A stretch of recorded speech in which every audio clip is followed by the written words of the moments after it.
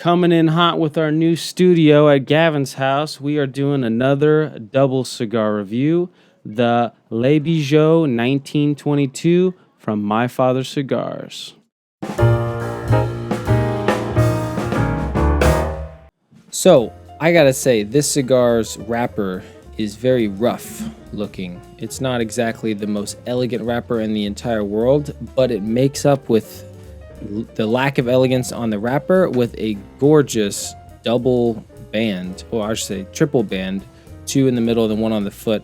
Man, you look at this cigar and it just looks like pure, ornate, fancy, class, all day class. So how does it smell?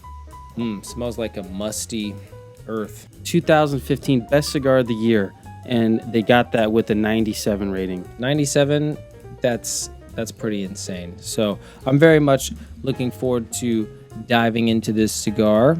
It's like a torpedo with a box press, which I must say is not the most common. Usually there's a box press and usually there's a torpedo, but a torpedo box press, that's a whole nother league. I do like the box press though, because it's a little bit more comfortable to clench in the teeth. Torpedo's not typically my favorite because it tends to, unless you have a really skilled roller, they tend to just end up having plug issues more often. But, you know, My Father Cigars, they know what they're doing, so it should be all right. This cigar is featuring a Habano Oscuro wrapper, and it's got a healthy mix of Nicaraguan long fillers. So My Father Cigars is a Nicaraguan-based company. Without further ado, let's get her cut up and start smoking.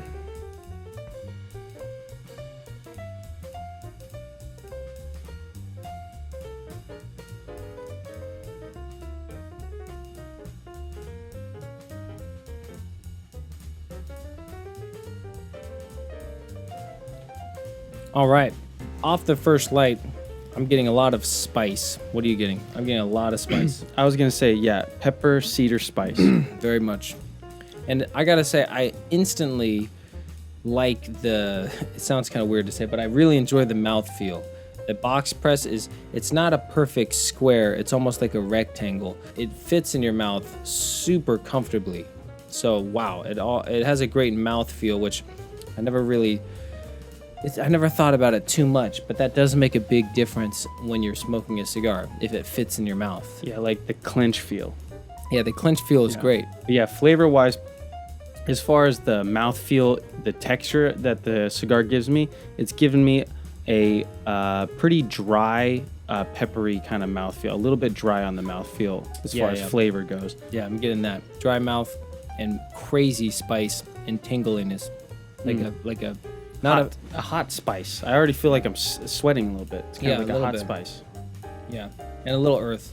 We will get back in touch with you guys during the first third.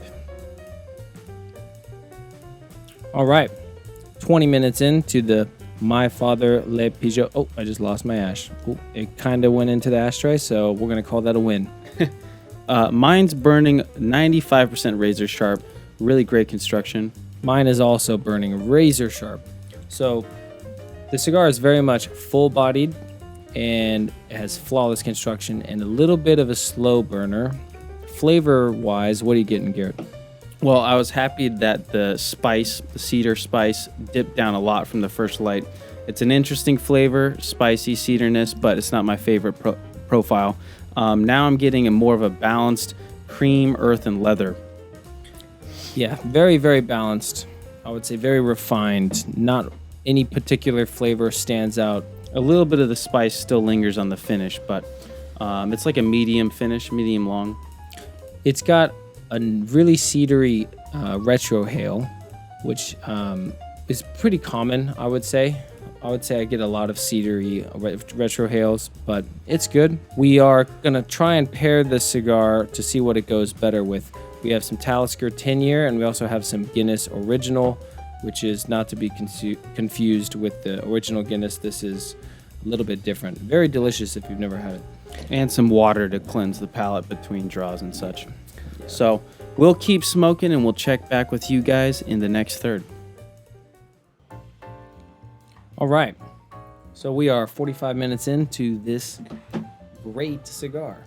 I'm gonna take the first band off. It's getting very close. You can see mine, the burn is a little bit wonky.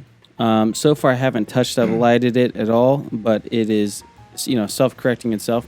And you can see my ash is flowering a bit. Any interesting flavor transitions, Gavin? It's a really loud scooter outside. Yeah, gotta have all the windows open for ventilation with 2 cigars. Yeah, I would say the biggest transition I got was there's a little bit of a difference between my cigar and yours. I'm getting a little bit more citrus and cedar than you. We're both getting a little bit of dark chocolate and earth, but mine is definitely more citrusy and cedary than yours, right?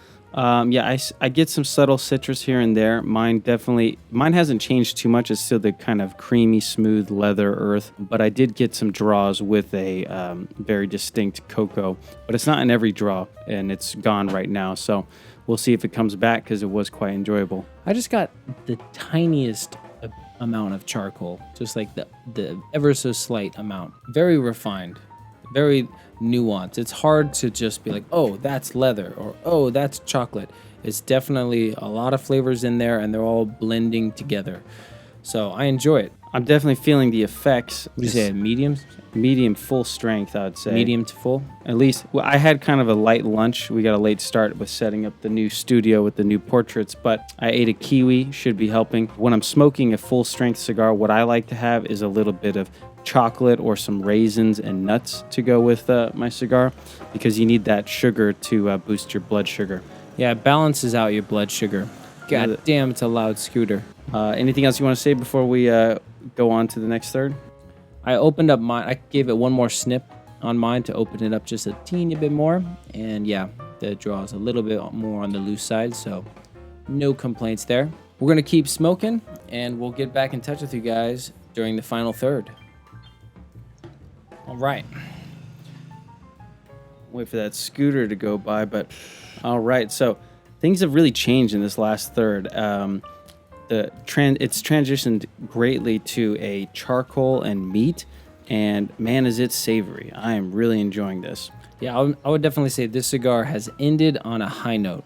The last third kind of transitioned twice. At the beginning of the last third, I was getting some nut, some cedar and nut, and now that has transitioned to a meaty charcoal. I got a little charcoal at the beginning, but the charcoal and the meat, especially the meatiness, is probably the most prevalent flavors I'm getting, and I love a meaty charcoal. Final smoke time for this cigar was 1 hour and 35 minutes, so a very good smoke time out of a Toro cigar.